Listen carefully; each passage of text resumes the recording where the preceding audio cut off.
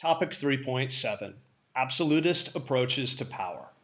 In the crucible of history, the period from 1648 to 1815 was alchemized by the fire of absolutism, which both forged and fragmented the social and political landscapes of Europe. Absolutism, a government system where monarchs held supreme authority, stands as an unsurprising testament to the era's transformative forces. As the sun set on the feudal world, absolute monarchies eclipsed the twilight of medieval governance. The nobility, once the co-authors of political power, found their role diminished. Louis XIV of France, the very embodiment of absolutism, declared "L'État, c'est moi," I am the state, underscoring the seismic shift from feudal pluralism to centralized royal sovereignty.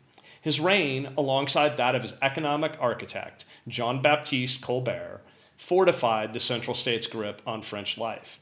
Yet, intriguingly, while the nobility's grip on governance waned, their social stature and legal immunities remained unscathed, a paradox of power and privilege that persisted.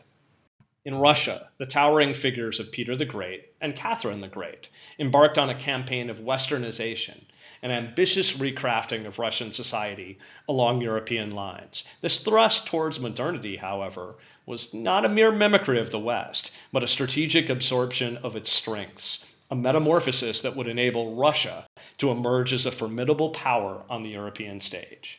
As we traverse this historical landscape, let us examine the specific instruments of absolutist statecraft.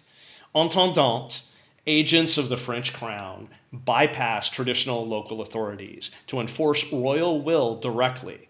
Across Europe, the modernized, state-controlled military became both the shield and spear of absolutism, projecting power and enforcing order. In Russia, Peter's fascination with the West bore tangible fruits. The establishment of the Russian Academy of Sciences, which came from Peter's discussions with Leibniz, the reform of education, the adoption of Western fashion, and the expansion of the military were all threads in the grand tapestry of Russia's reinvention. Now let us bring into focus three monarchs who personified absolutism. James I of England staunchly advocated the divine right of kings, a position that would eventually kindle the flames of civil war and revolution.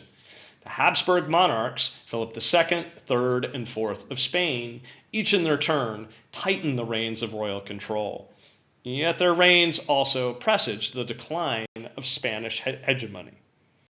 But what happens when the tide of absolutism meets the unyielding shore of change? As we approach the end of our story, we encounter the Age of Revolution, where the doctrines of absolutism would be challenged and in places violently uprooted, giving birth to a new world order. In an unexpected twist, the very forces that absolutism sought to stifle, the aspirations for participation, representation, and liberty, would surge forth in the torrents of revolution.